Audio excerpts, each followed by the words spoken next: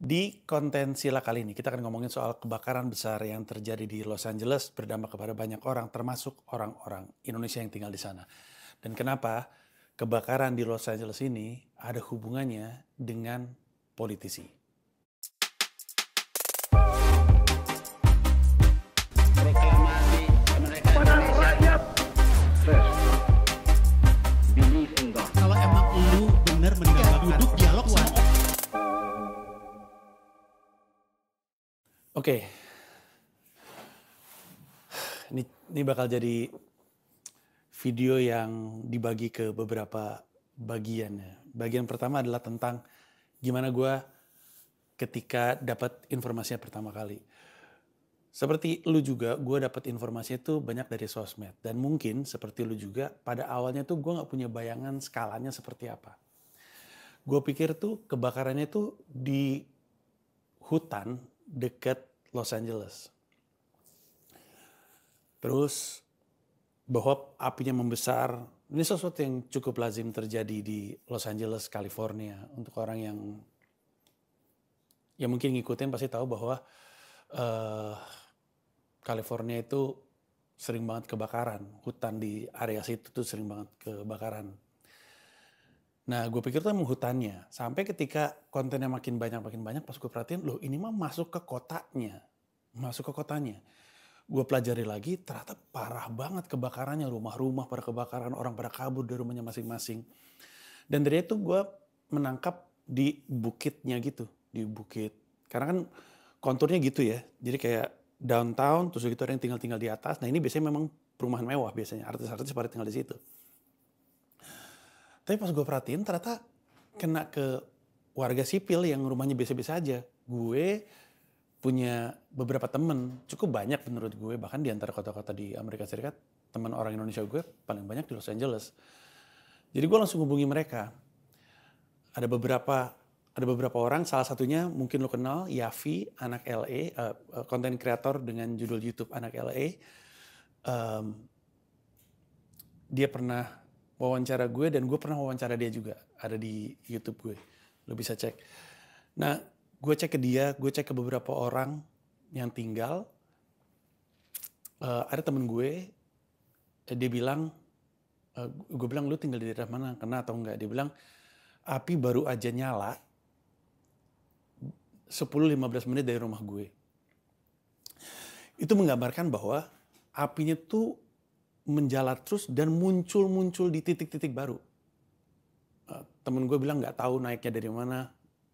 Ya mungkin spreading out gitu ya, menjalar terus karena apinya nggak bisa dikuasai. Dia bilang 10-15 menit dari rumah gue tuh api baru nyala. Daerah gue tuh masih red flag. Kayak Gemini. Dia nggak bilang gitu, itu gue aja. Red flag kayak Gemini. Terus tolong didoain ya. Terus barusan gue cek ternyata udah 95% apinya sudah dipadamkan, moga-moga bisa selesai. Nah, di antara teman-teman yang gue hubungin, gue tuh paling sering atau paling intens ya, tektokannya sama Yafi. Yafi saat itu tidak sedang ada di Los Angeles, dia lagi di luar kota, ada kerjaan. Dia dalam perjalanan balik ke Los Angeles. Adiknya, Ano, adalah pemadam kebakaran. Dan adiknya lagi bertugas. Ini bukan kali pertama adiknya lagi bertugas. Gue ingat waktu gue ke Los Angeles, waktu gue bikin konten sama dia yang ada di YouTube gue, yang soal, gue lupa judulnya apa, kayaknya belasan tahun tinggal di LA, itu tuh adiknya juga lagi bertugas memadamkan api yang sedang menjalar, tapi waktu itu nggak masuk ke kota Los Angeles. Nah, dari adiknya, dari si Ano, gue dapet informasi salah satu temen gue rumahnya habis terbakar. Ini temen gue yang bisa bilang paling dekat sama gue ya selain Yafi ya. Karena dia dan Yafi itu ikut bantuin ngurusin acara gue tahun 2015 dari Mesake Bangsaka World Tour. Gue kesana bersama Krisna Hareva. 2016 gue kesana dengan Ari Kriting sebagai opener, dia juga yang ngurusin. Waktu gue ke LA sama keluarga gue, dia yang nemenin kemana-mana. Dan kemarin hampir aja kami ngerjain 10,000 hour, tapi akhirnya mundur karena ya susah untuk komit dapetin masyarakat lokal ketimbang masyarakat Indonesia. Nah, gue nggak izin sih sama dia, tapi gue mau nunjukin kondisi rumahnya supaya lo ada gambaran bahwa tidak semua orang yang rumahnya kebakar itu adalah superstar atau artis-artis kaya. Banyak juga yang rumahnya biasa-biasa aja. Habis kebakar. Dan gue hubungin dia lagi mengungsi. Dan dia dan suaminya dan kucing-kucingnya adalah 2 dari sekitar 180.000 orang yang terpaksa harus mengungsi per video ini gue buat. Pertanyaannya adalah, kenapa bisa kebakaran dan kenapa bisa sebesar itu? Tadi gue udah bilang di depan bahwa LA itu atau wilayah LA California itu emang sering kebakaran. Kalau lagi musim panas dan lagi musim dingin. Lu mungkin bertanya, kok musim dingin kebakaran? Karena musim dingin kering. Pemicu itu sebenarnya keringnya itu. Yang api kecil tuh bisa menjalar jadi gede. Kalau ada banyak wilayah di Indonesia yang ngalamin hal yang sama ya. Kalau itu wilayah udah pernah kebakar, peluang naik lagi jadi kebakaran kan tinggi. Orang di Indonesia pasti tahu ini. Kita cukup lazim yang kayak gini-gini. Apalagi kalau misalnya lu pernah, ini yang paling berkesan sama gue, makanya nempel di kepala gue. Kalau lu pernah dari Balikpapan, lu mendarat di Balikpapan, terus lu mau ke Samarinda, kan lu jalan darat tuh. Kalau lu jalan darat itu, lu kan bahkan di jalan tuh ngelihat ada yang nyala gitu. Karena dulunya pernah kebakar, terus kebakar lagi, cuman udah tandus gitu. Dan memang katanya secara berkala dimatiin. Tapi kalau udah kering, kan habis kebakaran kan daun kering tuh. Daun kering kena panas aja, itu bisa nyala lagi. Nah, kalaupun dingin, pemicu sekecil apapun tuh bisa kebakar lagi karena kering. Walaupun perasaan gue mengatakan perasaan gue mengatakan ada pemicu kecilnya. Lo tau sendiri kan, orang kan suka tolol ya, bukan cuma orang di Indonesia, orang di seluruh dunia tolol. Lo pernah ngeliat nggak ada video di Instagram, tapi ini bukan di Amerika kayaknya. Di Instagram di mana ada orang kayak ngelempar apa gitu ke tumpukan jerami, terus kebakar, terus mereka tiba-tiba kebakarnya tambah parah, langsung ngebakar semua wilayah itu. Dari sesuatu yang harmless saja, atau rokok dilempar, puntungnya masih nyala ke wilayah yang kering, terus dia tinggal, terus dia nggak ada bayangan sama sekali bahwa itu apinya menjalar gitu. Atau ya gimana sih namanya juga, lu tau nggak kejadian tahun baru kalau nggak salah ya, yang ada orang naikin balon yang diisinya sama bukan helium nih, hidrogen kalau gue nggak salah. Ketika lagi ada kembang api terus meledak duar gitu, benar-benar honest mistake. Some might say stupid mistake, tapi benar-benar bukan disengaja. Dia bukan pengen ngebakar orang dia lagi demo soal apa ya, Harun Masiku kalau gue nggak salah itu. Atau gini deh, nggak usah jauh-jauh deh, Gunung Bromo sama si fotografer wedding itu yang pakai flare, terus flare-nya ngebakar satu gunung, satu orang, satu fotografer, satu WO dan fotografernya dengan ide yang tidak bijak aja bisa ngebakar satu gunung. Nah, kemungkinan itu yang terjadi. Permasalahannya anginnya memang lagi kenceng kan, dan arah anginnya ke arah kota. Waktu itu Joe Rogan pernah wawancara pemadam kebakaran. Joe Rogan wawancara banyak banget orang ya, mungkin sekitar setengah dari planet bumi udah diwawancara sama dia sebelumnya, dan dia pernah wawancara pemadam kebakaran, dan pemadam kebakarannya bilang, kita tuh sebenarnya tuh beruntung banget loh di Los Angeles, beruntung banget. Anginnya aja nggak ngarah ke Los Angeles. Itu kalau anginnya ngarah ke Los Angeles, habis kita nggak bisa ngapa-ngapain. Menandakan memang selama ini sering terjadi kebakaran di Los Angeles. Cuman selama ini anginnya tuh secara, gue ngomong secara random ya, karena kan semua kuasa Tuhan. Kebetulan saya percaya Tuhan. Itu emang nggak ngarah ke Los Angeles. Dan kedua, dia ngomong kalau kena ke Los Angeles, anginnya ke arah situ, habis kita. Dan itulah yang terjadi. Memang sering kebakaran. Kebakaran kali ini anginnya membawa masuk ke kota Los Angeles. Dan ini yang terjadi. Nah, gue tahu ada banyak teori konspirasi. Pasti ada yang ngomongin soal teori konspirasi soal sengaja dibakar karena ingin ngebangun properti di wilayah itu, segala macam. Kita mah nggak usah berpegangan sama yang nggak jelas. Gue sangat ragu itu terjadi karena lebih mungkin hal-hal yang sebenarnya sederhana tapi kita nggak mau percaya karena itu terlalu sederhana.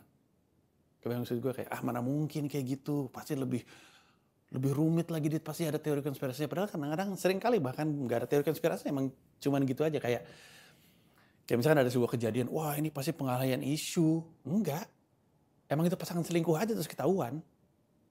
Kita yang gampang teralihkan dari isu ke isu gitu. Nggak ada teori konspirasi, emang bener-bener kayak gitu aja. Kayak dulu waktu gue kucing, waktu masyarakat pecinta kucing tersinggung, orang pada bilang, oh ini pasti sengaja nih Panji nih pengen jualan show. Jangan kata gue, buset dah, nggak semuanya harus konspirasi. Kadang-kadang emang sesederhana nggak sengaja aja. Nah, kebakarannya sejauh ini luasnya itu 96 km persegi. Itu kalau dibandingin sama Jakarta, itu Jakpus abis dan merembet ke wilayah lain. Jakpus abis. Itu kalau kota Bandung, setengah kota Bandung. Bayangin kebakaran yang terjadi di Los Angeles, bayangin setengah kota Bandung kebakar. Setengahnya. Dan sebagaimana kota-kota lain, kayak di Jakarta dan kayak di Bandung, di Los Angeles pun nggak semuanya perumahan mewah. Hanya karena di Los Angeles bukan berarti semuanya mewah. Ada juga rumah-rumah kecil kayak yang tadi gue kasih lihat. Sama kan, di Bandung, di Jakarta, kan nggak semuanya semua rumah mewah. Ketika ada banjir, ada orang kaya yang kena, ada orang susah yang kena.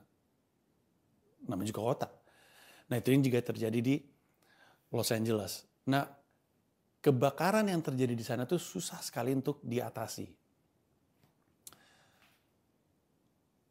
Alasannya ada dua. Pertama karena memang alamnya, ya kita kan, menurut gua ya, kita kan hidup di planet bumi. Kita mah nggak pernah punya kuasa akan apa yang planet bumi ingin lakukan gitu kasarnya ya. Kita mah numpang nginep di planet orang. Ini planet udah pernah kiamat 5 apa 6 kali sebelumnya gitu dan akan lagi kiamat gitu. Gunung berapi akan meledak, tsunami akan menggulung gitu. Emang begitulah alam dan mungkin untuk orang yang percaya Tuhan begitulah kehendaknya Tuhan gitu. Cuman diperparah dengan kondisi hidran banyak yang mati. Hidrannya banyak yang kering. Kenapa hidrannya kering? Hidran-hidran di kota-kota di LA itu kering. Kenapa kering? Karena reservoir air untuk Los Angeles ternyata kering dan offline. Jadi ada reservoir. Biasanya itu tuh mengairi salah satunya hidran-hidran tersebut. Reservoirnya kering. Gue lupa angkanya, 15 juta apa 17, 19 juta galon air. Galon kali. Pokoknya kayak waduk gitulah. Itu kering semuanya dan offline. Itulah kenapa nggak ada air di situ. Kenapa bisa kering? Kaitannya dengan kebijakan politisi. Kebijakan politisi ini juga bukan cuma di reservoir air yang kering, tapi pengurangan anggaran pemadam kebakaran. Sekitar 3 hari yang lalu dari video ini dibuat, Kepala Pemadam Kebakaran Los Angeles bikin press con. Kami kesulitan sekali untuk mengatasi api ini karena anggaran kami dipotong sebesar, ini gue juga lupa angkanya, 15 atau 17 juta dolar Amerika Serikat. Dipotong anggarannya. Sehingga mereka nggak punya sumber daya yang mumpuni untuk menyelesaikan ini. Mana katanya dia nih, anggaran, termasuk di dalam itu anggaran untuk bayar staff non petugas pemadam kebakaran seperti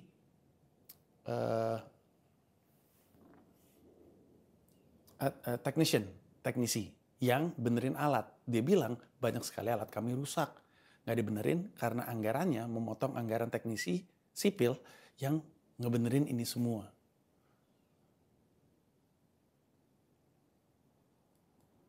Itu keputusan politisi. Keputusan para politisi. Politisi memotong anggaran di sebuah kota yang kebakarannya tinggi. Si pemadam kebakaran bilang, selama 10 tahun terakhir kebakaran di Los Angeles itu meningkat. Tapi anggarannya justru dipotong. Jadi kami mengatasi kebakaran yang makin banyak dengan resource yang makin turun. Kondisi sekarang diperparah dengan kebakaran yang begitu besar. Jumlah orangnya kurang, mau pakai air dari hidran mati, alat-alat banyak yang rusak. Semua karena apa? Semua karena anggaran yang tidak diturunkan oleh pejabat publiknya. Dan itulah kenapa penting sekali untuk kita terus mengawasi kinerja politisi, terutama dalam hal ini yang ada di kota kita, yang ada di provinsi kita. Karena anggaran-anggaran yang mereka manfaatkan, termasuk ketika mereka kurangi, itu akan berdampak langsung sama kita. Gue ngeliatnya tuh sedih banget itu. Gue ngeliat pemadam kebakarannya sedih karena gagal. Gue ngeliat warganya sedih. Gue bisa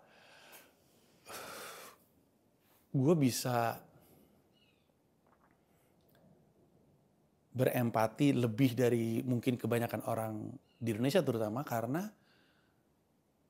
bukan cuman gue juga merantau seperti banyak sekali orang Indonesia di sana. Dan gue bisa ngebayangin rasanya jauh dari tanah air untuk berjuang, yang mungkin untuk kebanggaan tanah air juga ketika berhasil.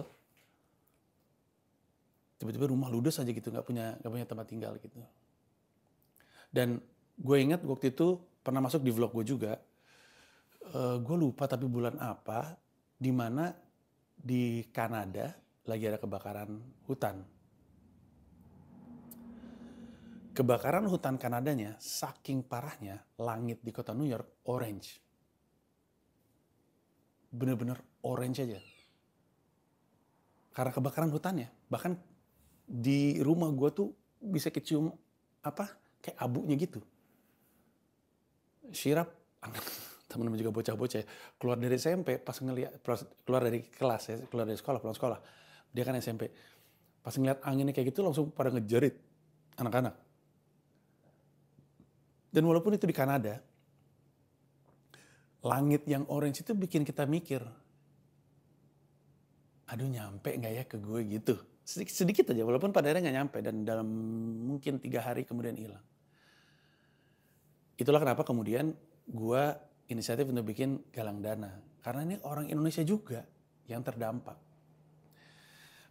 Kalau lu pengen ngebantu masyarakat Indonesia yang terdampak, ada banyak banget yang kena. Ada beberapa yang kena deh, kita jangan ngomong banyak banget karena jadinya nggak sebanding dengan masyarakat lain gitu ya, karena ada 180.000 orang. Tapi ada beberapa warga Indonesia yang terdampak dan mereka bukan Kevin Spacey dan bukan James Woods, orang Indonesia. Bahkan ada Yafi cerita di YouTube-nya dia. Lu kalau pengen tahu lebih dalam, silakan buka YouTube-nya Yafi, anak LA, yang dia ngasih tahu update kebakaran di Los Angeles.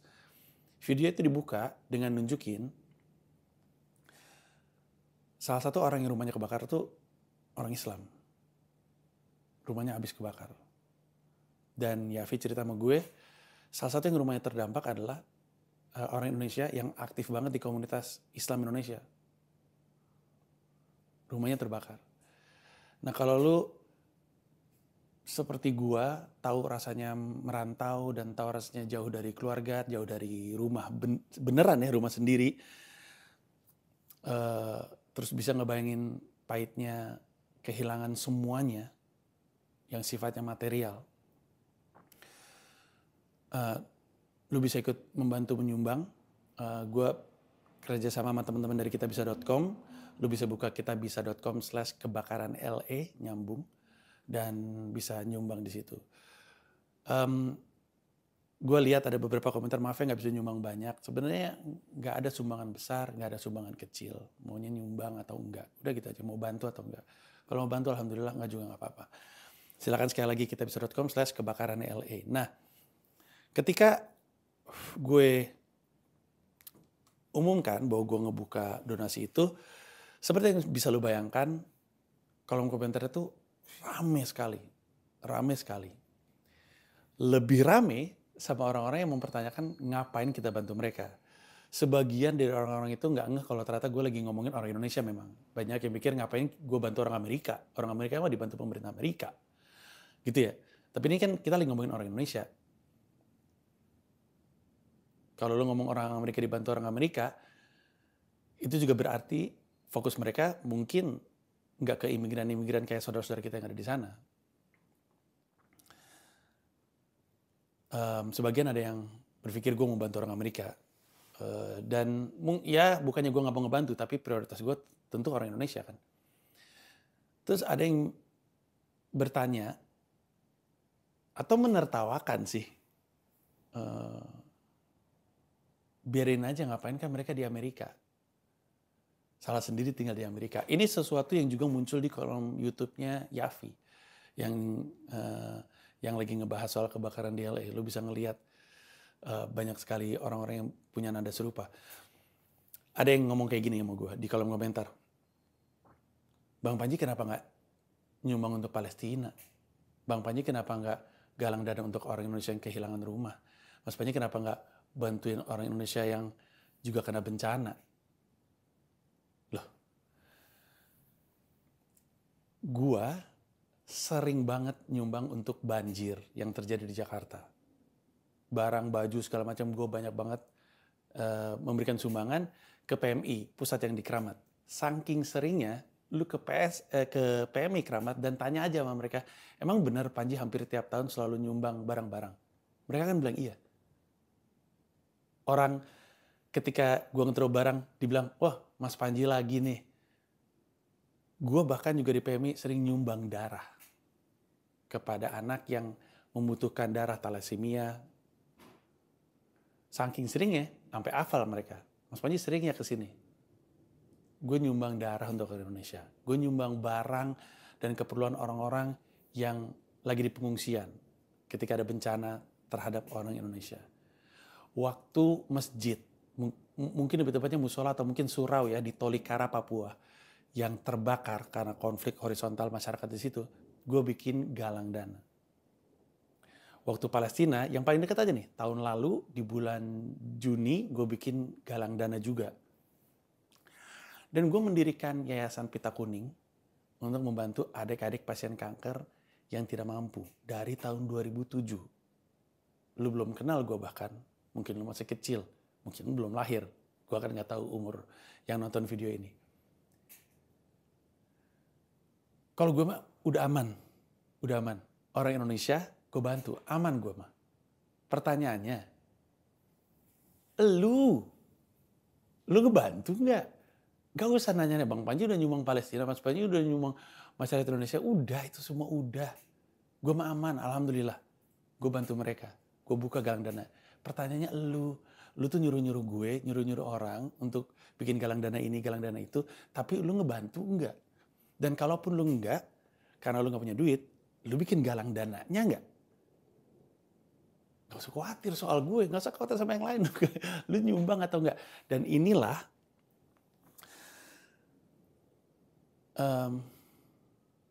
alasan kenapa banyak banget orang yang ketika gue buka ajakan untuk menyumbang untuk teman-teman yang ada di Los Angeles, itu tuh respon balik itu adalah kenapa nggak nyumbang ke Palestina, kenapa nggak nyumbang orang Indonesia, kenapa nggak nyumbang yang dekat. Ini adalah orang-orang, dan tidak semua memang, adalah orang-orang atau sebagian orang-orang yang kelihatannya tersinggung diajak nyumbang, dan untuk menutupi dia yang pada akhirnya nggak nyumbang, dia nyuruh orang untuk nyumbang ke yang dia mau, padahal dia nggak nyumbang juga. Ada sebagian yang kayak gitu. Dia nggak nyumbang, dia maunya lu, atau gue dalam hal ini, nyumbangnya ke yang dia pengen. Ya gue mah nyumbang juga ke yang dia pengen, gue nyumbang juga ke yang lain. Tapi dia nyumbang gak sih? Kenapa jadi nyuruh-nyuruh orang dulu gitu? Ada nih sebagian yang kayak gini, dia insecure, dia gak bisa nyumbang. Lalu ketika dia ajak untuk nyumbang, padahal gue juga gak ngomong personal ke dia, gue kan ngebuka untuk umum. Kalau menyumbang hayu, enggak, gue juga gak maksa. Tapi terus gitu mungkin kayak, lah lu dong nyumbangnya ke Palestina. Iya, Palestina juga, tapi bukan berarti ini enggak. Ada orang Islam juga. Kemungkinan karena dia aktivis masyarakat, masyarakat Islam di Los Angeles, kemungkinan dia juga pro Palestina. Mungkin dia bikin kegiatan penggalangan dana juga untuk Palestina. Rumahnya kebakar, lu mau bantu nggak? Temen lu juga ini. Ada yang kayak gitu. Ada juga yang memang nyumbang. Nah biasanya sejauh yang gue tahu, kalau emang nyumbang, dia nggak akan mempermasalahkan sumbangan-sumbangan yang lain, karena dia toh udah nyumbang. Dan gue tahu ada yang DM ke gue, dia yang bilang, kok gue nggak pernah ngelihat lu speak up ya selantang ini soal Palestina. Dan memang betul, walaupun gue bikin sumbangan dan gue nyumbang juga, gue nggak bikin video secara spesifik ngajak orang-orang, karena gue tuh lebih mudah terpancing ketika yang butuh bantuan tuh orang Indonesia. Dan itulah kenapa gue ngerti ketika ada orang yang lebih mengidentifikasi dia sebagai seorang Muslim ketimbang orang Indonesia. Ada yang mengidentifikasi dirinya sebagai orang Indonesia ketimbang orang Muslim. Ada yang mengidentifikasinya dirinya sebagai orang Indonesia yang Muslim. Itulah kenapa untuk banyak orang yang mengidentifikasi dirinya sebagai umat Muslim ketimbang orang Indonesia, mereka tuh lintas negara. Selama dia orang Muslim, selama dia butuh bantuan gue akan bantu. Gue yang lebih kepancing sama bantuan orang Indonesia seperti yang lu lihat, lintas negara juga. Selama masih orang Indonesia, itu tuh lebih besar pancingannya untuk gue. Nah, orang mungkin akan bilang, tapi Mas Panji di Palestina kan orang kehilangan rumah. Ada bayi yang meninggal. Iya, tapi gue juga gak maksa lo untuk nolong adik-adik pasien kanker yang masih 9 bulan. Ada pasien kanker, gue inget selamanya. Namanya Vilen, umurnya 9 bulan. Leukemia, kanker. 9 bulan, bayi Indonesia. Apakah gue mempertanyakan, kok lu gak nolong sih? Ini kan bayi juga. Ini kan mau meninggal juga. Terus buat apa? Jadi adu-adu mana yang lebih kasihan, buat apa? Kenapa? Karena gue tahu tiap orang panggilannya beda-beda. Gue gak pernah maksa. Dulu, gue pernah ceritain beberapa kali. Dulu, gue punya temen, waktu awal-awal Pita Kuning, gue ajak temen gue ini untuk terlibat di Pita Kuning. Gue bilang, lu gak kasihan apa? Ini anak-anak Indonesia loh, dia ngomong, gue waktu itu pernah, ada satu pasien, kanker kulit, dia gak bisa keluar lorong rumah sakit kalau lagi terang, karena matahari itu ngeranggas dan bikin tambah parah, dia cuma bisa keluar malam-malam. Waktu itu, salah satu keinginannya dia, ini dua-duanya nih dari Sumatera Barat. Keinginannya ketemu Bambang Pamungkas. Jadi waktu itu gue hubungin BP, gue bilang, lu mau gak? Terus dia bilang, mau. Terus, gue masih... Terus BP datang dengan jersey Persija yang udah ditandatanganin semua orang, semua pemain di bawah 2. Sebelum masuk ke dalam kamarnya untuk ketemu 2 pasien itu, gue bilang sama BP, anak-anak ini adalah anak-anak, hatinya lembut, yang kuat ya. Kalau lu nangis tuh mereka jadi ikut nangis, kalau lu sedih mereka jadi kelihatan sedih gitu, kayak nggak ada apa-apa aja. BP diem sebentar, oke, dia bentar. Gue kagum sama jadi nangisin anak kanker ya, tapi gue kagum sama BP. Dia bentar. Terus dia bilang gue siap. Dia masuk, dia ngomong ke anak-anak ini. Gue susah untuk ngasih gambaran. Beberapa tuh kulitnya tuh benar-benar sampai tulang kepalanya muncul gitu. BP senyum. Gak ada apa-apa. Dia ngobrol biasa aja, foto-foto dan segala macam, senyum, bercanda, ketawa, anak-anaknya happy. Keluar dari ruangan tersebut, gue lihat tangan BP gemeteran. Dia nahan. Apakah gue pernah maksa lu untuk peduli sama anak-anak ini? Enggak. Dan temen gue itu yang gue bilang, kalau nggak mau bantuin sih gitu. Gue pikir tuh dia nggak peduli. Sampai suatu hari gue ngeliat dia ternyata bantuin anak-anak jalanan. Dan militan sekali. Disitulah gue sadar bahwa tiap orang panggilannya beda-beda. Makanya gue berhenti mempertanyakan, kalau nggak mau bantu ini sih, kan ini butuh itu. Seperti dia juga nggak, kalau nggak bantuin anak-anak jalanan sih, ini kan nggak pernah gitu. Karena ya beda aja gitu. Itulah kenapa gue ngerti. Ada orang yang lebih terpanggil kalau misalkan saudara-saudara muslimnya yang terdampak. Ada yang lebih terdampak, ada yang lebih terpanggil kalau misalkan orang Indonesia yang terdampak.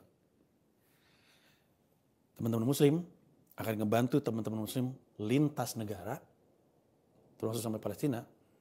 Teman-teman yang tergerak ngebantu orang Indonesia akan ngebantu orang Indonesia lintas agama, apapun agamanya.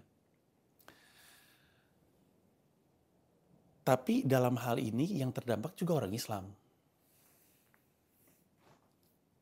Gue ngomong kayak gini bukan pengen ngajak lo, ayo peduli juga sama orang Islam. Gue penting untuk ngelurusin aja. Gak semuanya kaya, gak semuanya Kristen, gak semuanya pro Trump.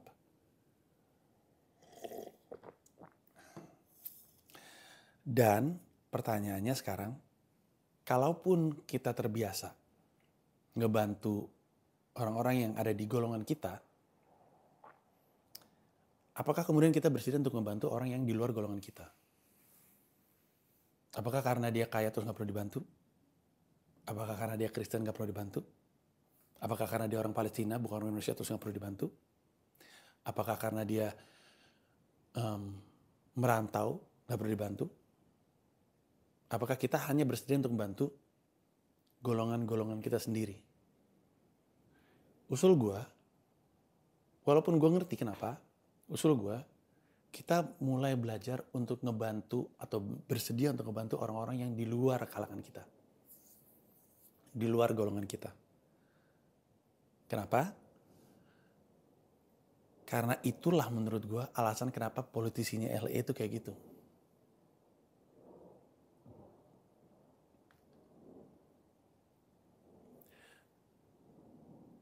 Politisi.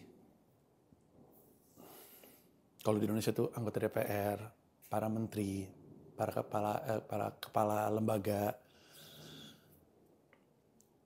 itu kan cerminan rakyat Indonesia. Misalnya 240 juta rakyat Indonesia, 80% itu ingatannya tajam, 20% itu pelupa. Misalnya aja, 240 juta rakyat Indonesia, jangan ingatan deh. On time, 240 juta orang Indonesia, 80%-nya on time, 20%-nya terlambat mulu. Misalnya nih, biar matematika gampang, 100 di antara itu jadi anggota DPR. Di antara 100 orang anggota DPR itu, ada yang telat mulu nggak ketika lagi rapat? Ada, kemungkinan sekitar 20 orangnya. 80-nya on time. Ini mah probabilitasnya aja. Anggota DPR isinya kan kita. Jadi mereka cerminan kita. Kalau kita mempermasalahkan kenapa mereka pada suka tidur ketika rapat atau main handphone ketika rapat, ya karena kita juga suka tidur ketika di kantor atau di kelas. Dan suka main handphone ketika di kantor atau di kelas.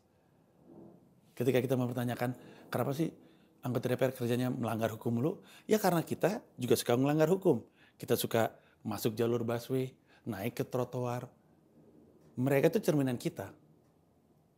Termasuk menteri. Menteri kan harusnya kan by merit ya, dari kemampuan, dari kapasitas. Tapi seperti kita tahu, pada akhirnya kan jadi bagi-bagi nih. Ketika jadi bagi-bagi kan jadi random lagi, tergantung siapa yang dekat dengan kekuasaan dan segala macamnya. Sehingga perangainya para menteri, perangainya para pejabat, perangainya para anggota dewan adalah perangai rakyat Indonesia. Yang berarti kalau masyarakatnya hanya peduli sama golongannya sendiri, jangan kaget kalau politisinya juga hanya peduli sama golongan sendiri. Kalau yang kelas menengah dan kelas bawah ngeliat ada orang kaya dijamret, dipukulin, dan kita nggak mau bantu karena dia orang kaya, jangan kaget kalau orang-orang kaya pada akhirnya nggak mau ngebantu kita. Ya kan harusnya dia kaya, dia dong yang harus bantu kita. Nggak ada harusnya. Nggak ada harusnya. Bantu mah bantu. Kalau kita nggak peduli sama golongan lain, jangan kaget ketika politisi-politisi ini juga hanya peduli sama golongannya sendiri. Gue nggak tahu persisnya apa yang terjadi di Los Angeles. Tapi gue bisa membayangkan anggaran itu turunnya karena kepentingan-kepentingan, keberpihakan tertentu. Mungkin ada kepentingan-kepentingan, apalagi di Amerika Serikat ya, ada banyak lobby dan segala macamnya. Ada kepentingan-kepentingan yang membutuhkan anggaran geser ke sana. Dengan konsekuensi anggaran nggak turun ke sini. Anggaran dipotong terhadap pemadam kebakaran, anggaran terhadap reservoir nggak ada. Ketika kayak gini, bencananya kena ke semua orang. Kalau kita hanya mau ngebantu golongan kita, kelak kita akan punya perwakilan yang juga hanya akan peduli dengan golongan mereka sendiri.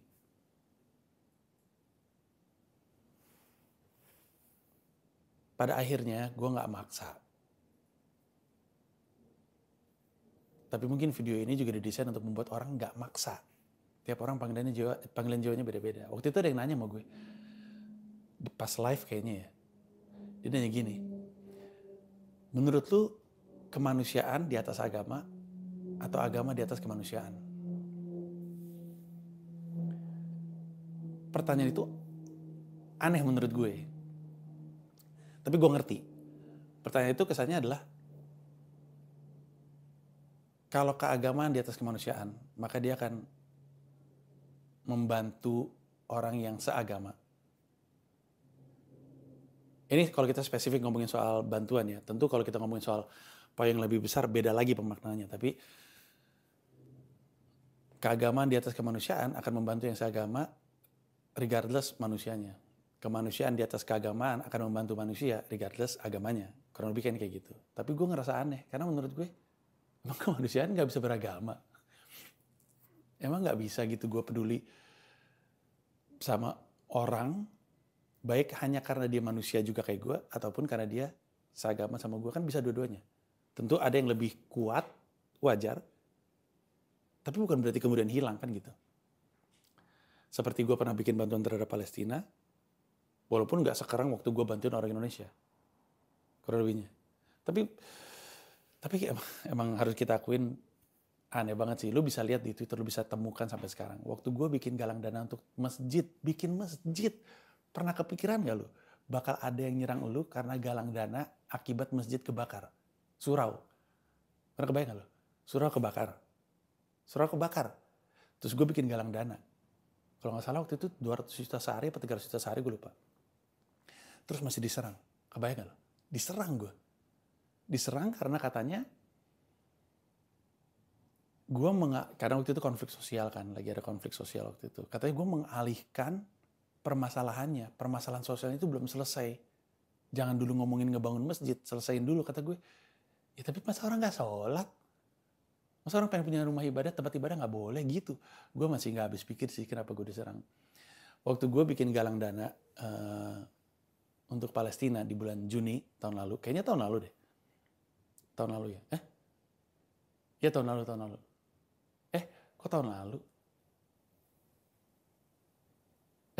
Tahun berapa ya? Kok gue lupa. Tapi kalau nggak, ya kayaknya tahun lalu deh. Bulan Juni. Waktu gue bikin galang dana, ada yang DM gue. Sebenarnya gue screen capture tuh DM. Tapi pas gue lihat kan, kalau di Apple kan lu bisa buka screen capture ya. Nggak ketemu. Atau mungkin nggak telaten ya. Nanti kalau ketemu gue masukin.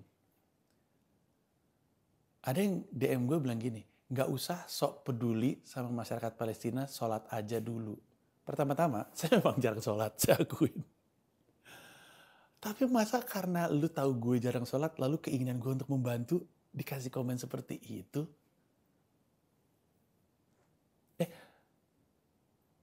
Apa bukan DM ya? Apa di kolom komentar ya? Nanti kita cari bareng-bareng deh. Tapi artinya apa? Artinya lu mau ngelakuin apapun yang menurut lu baik, orang tetap aja punya pendapat tersendiri. Jadi hanya ada 2 pesan dari video ini. Yang pertama, kalau pengen ngebantu, masuk aja ke kitabisa.com/kebakaran LA. Dan yang kedua, semua orang punya panggilan jiwa masing-masing terkait membantu. Nggak perlu memaksa. Gua nggak maksa lu, ya lu boleh lah maksa gue, tapi apa ya, gue lebih kasihan sama orang lain. Kalau gue mah masih nggak apa-apa kan, dipaksa-paksa kayak gitu, gue mah ya udahlah gitu, gue terima.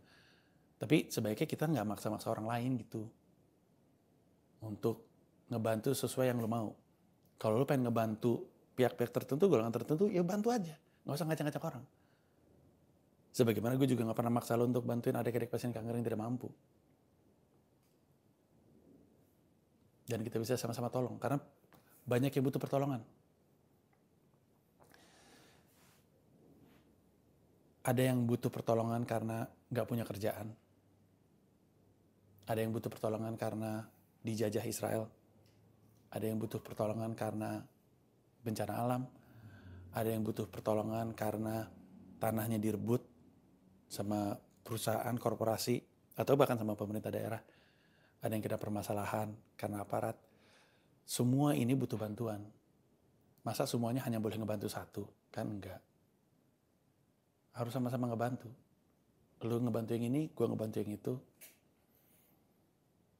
Dengan harapan semua yang kita bisa bantu, kita berikan bantuan. Seperti biasa, kepada para member, kalau menurut lu ini bisa dirilis, rilis aja. Tolong kasih tahu rilis, karena gue kayaknya akan rilis ini rada cepet sih. Karena bantuan, informasi soal bantuan di Kitabisanya juga pengen gue sebarkan secepat mungkin. Biar uangnya bisa langsung diarahkan ke sana. Oh ya, uangnya itu akan gue kirimkan. Jadi gue koordinasi sama Yafi. Yafi itu bersama dengan Uya Kuya lagi bikin inisiatif untuk ngebantu orang-orang yang ada di sana. Nah nanti semua bantuannya akan disumbangkan lewat IWA, Indonesian Women Alliance, yang akan menggunakan donasinya untuk beli hygiene kit, termasuk kayak anduk, sabun, pembalut, pakaian dalam, air, masker N95, dan kebutuhan-kebutuhan lainnya untuk masyarakat Indonesia yang terdampak. Itu aja dari gue. Makasih banyak. Thank you. Bye-bye.